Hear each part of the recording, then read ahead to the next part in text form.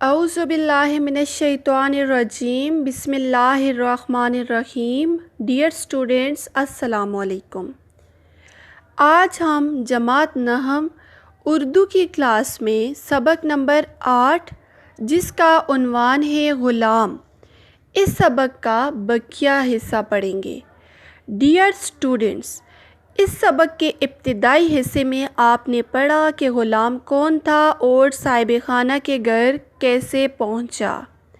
صاحب خانہ کے گھر غلام سے کیسا سلوک کیا گیا اور غلام میں پائی جانے والی عادتیں پڑھیں۔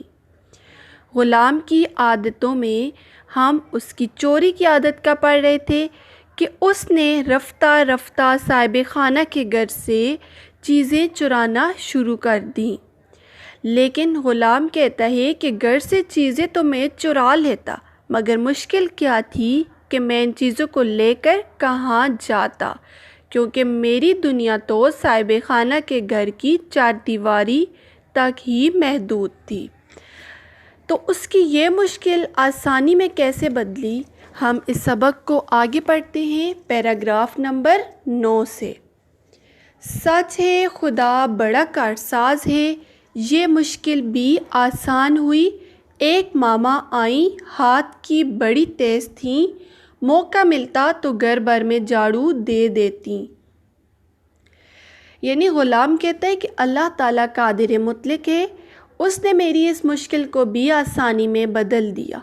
گھر میں ایک نئی ماما یعنی ایک نئی ملازمہ رکھی گئی جو ہاتھ کی بڑی تیز تھیں، یعنی چوری کرنے میں ماہر تھیں، اور جیسے ہی انہیں موقع ملتا تو وہ گھر بھر میں چیزوں کی صفائی کر دیتی یعنی چرا لیتی۔ مگر مشکل یہ آ پڑی کہ بیگم صاحبہ کچھ ان کی شکل سے تاڑ گئی یعنی پہچان گئی اسے، اس لیے ان کی حدود باورچی خانے اور صحن سے آگے نہ بڑھے، اس پر بھی وہ اپنا پوت یعنی کام پورا کر لیتی تھی۔ رات کو گھر جاتی، صبح ہی واپس آتی، کوئی روز روز پوٹلی کھلوانے سے رہا، یعنی اب روز روز ان سے کون پوٹلی کھلواتا۔ خدا جانے کتنا دال آٹا باندھ کر لے جاتی تھیں، یعنی ان کی حدود باورچی خانے اور صحن تک ہی محدود تھیں، لیکن اس پر بھی وہ اپنا کام پورا کر لیتی تھیں، اور جاتے وقت گھر سے دال آٹا وغیرہ باندھ کر لے جاتی تھیں۔ ہاں یہ ضرور تھا کہ جب سے وہ آئی تھیں دسترخوان پر ہر چیز تھڑنے لگی تھی یعنی کم ہونے لگی تھی۔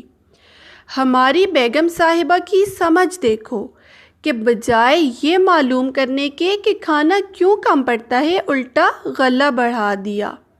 مگر ماما جی نے اس پر بھی بس نہ کی، ادھر غلہ بڑھا اور ادھر ان کی چوری بڑھی۔ غرض جب تک وہ ہیں کھانے میں ہمیشہ برکت ہی برکت رہی۔ ماما جی بچہ سمجھ کر میرے سامنے پوٹلی باندھنے میں ذرا احتیاط کم کرتی تھیں، اس لیے مجھے ان کے کرتوتوں کا حال خوب معلوم ہے۔ ان کو بھی معلوم تھا کہ میں ان کی ساری کارروائیوں سے واقف ہوں، اس لیے میری خاطرداری کرتیں، چپکے چپکے باورچی خانے میں خوب کھلاتی، کبھی کبھی مٹھائی بھی لا کر دیتی۔ رفتہ رفتہ مجھے بھی ان سے کچھ انس ہو گیا، یعنی ان سے رفتہ رفتہ مجھے بھی محبت ہو گئی، اور کیوں نہ ہوتا گھر والے میرے ساتھ کون سی بلائی کرتے تھے جو میں ان کے مال کا غم کھاتا۔ آخر یہ ہوا کہ تھوڑے ہی دنوں میں خود میں نے ماما جی کو چرا چرا کر چیزیں دینی شروع کیں۔ ذرا بیگم صاحبہ نے کوئی چیز رکھی اور غائب، تکیے کے نیچے سے پیسے غائب، جیب سے روپے غائب، کھونٹی پر سے تولیہ غائب۔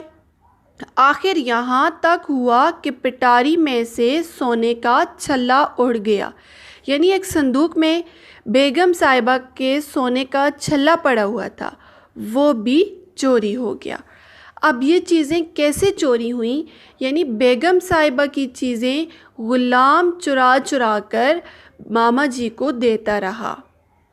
اس پر یعنی جب چھلا گم ہوا تو اس پر بڑا غل مچا یعنی شور برپا ہوا، چھری پڑوا کر رکھی گئی، کچے چاول چبوائے گئے، مگر پتہ نہ چلا، یعنی پھر بھی کسی کو علم نہ ہوا کہ یہ چھلا کیسے گم ہوا ہے۔ مجھ پر شبہ یعنی شک ہو ہی نہیں سکتا تھا، جانتے تھے چرائے گا تو کہاں لے جائے گا۔ ماما پر شبے کی گنجائش ہی نہ تھی، یعنی ان پر شک ہو ہی نہیں سکتا تھا کیونکہ ان سے باورچی خانہ کب چھوٹتا تھا۔ اب رہی بی مغلانی اور آیا تو وہ جانے اور بیگم صاحبہ جانے۔ غرض تھوڑے دن بعد گئی گزری بات ہوئی، چھلے کے عوض بھی ماما نے، یعنی چھلے کے بدلے ماما جی نے مجھے 2 لڈو لا کر دیے۔ اب کیا تھا، مجھے تو اس کی چٹ پڑ گئی، یعنی مجھے تو عادت پڑ گئی لڈوؤں کی۔ میں نے بھی اپنا گھر صاف کر اور ماما جی کا گھر بھرا اور خوب بھرا۔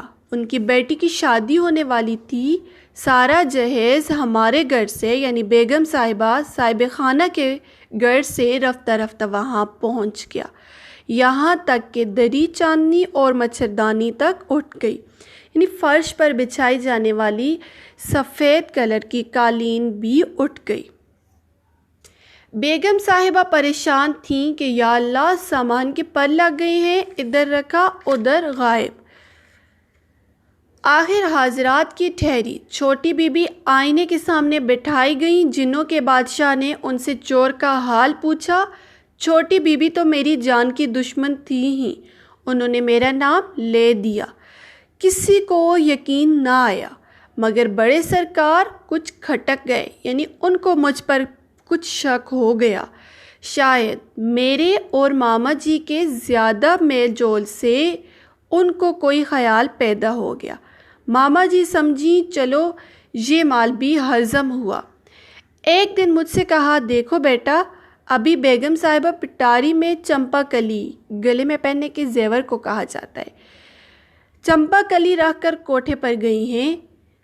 اس وقت دالان کہتے ہیں ایک بڑا کمرہ، تو صاحب خانہ کے گھر جو بڑا کمرہ تھا اس میں بیگم صاحبہ نے غلام سے کہا کہ اب کوئی نہیں ہے، ذرا چپکے سے نکال تو لا، یعنی انہوں نے غلام سے کہا کہ بیگم صاحبہ کے صندوق میں جا کر گلے میں پہننے والا زیور نکال کے لے آؤ، کیونکہ اس وقت اس کمرے میں کوئی نہیں ہے، تم آسانی سے وہ چوری کر سکو گے۔ اس نے ساتھ غلام کو لالچ بھی دی، اتنے لڈو کھلاؤں گی کہ پیٹ بھر جائے گا۔ باورچی خانے سے نکل ٹہلتے ٹہلتے دالان میں آئے، ادھر ادھر دیکھا، میدان صاف تھا، یعنی کوئی آمنے سامنے نظر نہیں آیا۔ پٹاری کھول، چمپا کلی نکال، نیفے میں ارس، باورچی خانے آ، ماما جی کے حوالے کی۔ انہوں نے کیا کیا، وہ لیتے ہی انہوں نے اپنے خشکی کی رکابی میں ٹھونس، یعنی مجھ سے چمپا کلی لے کر انہوں نے اپنے خشکے والی پلیٹ میں ڈال دی، رکابی پوٹلی میں باندھ دی۔ بیگم صاحبہ نیچے آئیں، پٹاری کھول کر پان کھایا، مگر کچھ نہ بولیں، یعنی اب انہیں سمجھ آ گئی تھی کہ چوری ہو گئی ہے، لیکن وہ ماما جی کو پکڑنا چاہ رہی تھی، اس لیے وہ وقتی طور پر کچھ نہ بولیں۔ تھوڑی دیر میں بڑے سرکار، بی بی مغلانی اور آیا بھی دالان میں آ گئے، کھانا منگوایا گیا، سب نے کھا پی فراغت کی، یعنی کھانے سے سب نے نجات حاصل کی۔ بی ماما اپنی پوٹلی دکھا دروازے کے باہر نکل رہی تھی کہ ایک غل مچ گیا، یعنی جیسے ہی سب نے کھانے سے فراغت حاصل کی تو دروازے پر ایک قسم کا شور مچ گیا کہ بی ماما اپنی پوٹلی دکھاؤ۔ میں دوڑتا ہوا باہر آیا، یعنی غلام کہتا ہے کہ میں بھاگتا ہوا باہر آیا، دیکھتا ہوں کہ ماما جی کو ایک سپاہی پکڑے کھڑا ہے اور ماما جی وہ شور مچا رہی ہیں کہ خدا کی پناہ، گھر والوں کو بھی تانے دے رہی ہیں، سپاہی کو بھی سلواتیں سنا رہی، یعنی گالیاں اسے بھی نکال رہی ہیں۔ مجھے جو ماما جی نے دیکھا تو کہا، بیٹا ذرا یہ کھانا تو لے جا کر میرے گھر میں دے آ، بچی بھوکی بیٹھی ہوگی، 12 بج چکے ہیں، دیکھیے ان کالی وردی والوں سے کب پیچھا چھوٹتا ہے۔ خدا نہ کرے کوئی ایسے گھر میں نوکر ہو، یہ نہ شریف کو دیکھیں نہ رذیل کو، یعنی نہ گٹھیا کو دیکھتے ہیں نہ شریف آدمی کو۔ گھوڑے گدھے کو ایک لاٹھی ہانکتے ہیں، یعنی سب کو ایک جیسا سمجھتے ہیں۔ اب ماما جی تو اپنی پوٹلی حقیقت میں اپنی بیٹی کے پاس پہنچانا چاہتی تھیں، اس لیے انہوں نے یہ تمام باتیں کیں۔ یہ کہہ کر کیا کیا کہ انہوں نے پوٹلی میری طرف بڑھائی۔ میں نے ہاتھ بڑھایا ہی تھا کہ سپاہی نے ایسے زور سے ڈانٹا کہ میرا دم نکل گیا، اور ماما جی بھی کچھ سہم سی گئیں، یعنی وہ بھی ڈر گئیں۔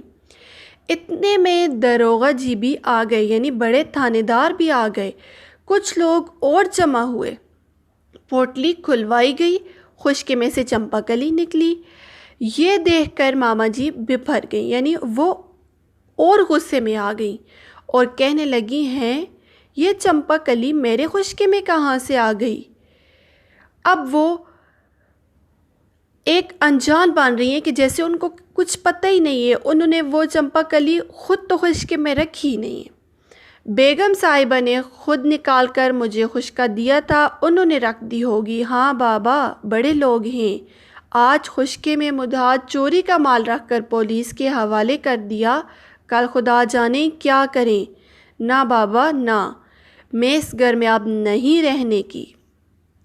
یہ کہہ کر ماما جی جانا چاہتی تھیں کہ سپاہی نے کیا کیا، چٹیا سے پکڑ کر گھسیٹ لیا۔ اس پر تو بڑھیا نے وہ اہدم مچایا کہ معاذ اللہ، یعنی اللہ بچائے۔ اس کا شور اس حد تک تھا کہ سارا محلہ چیخ چیخ کر اور رو رو کر سر پر اٹھا لیا تھا۔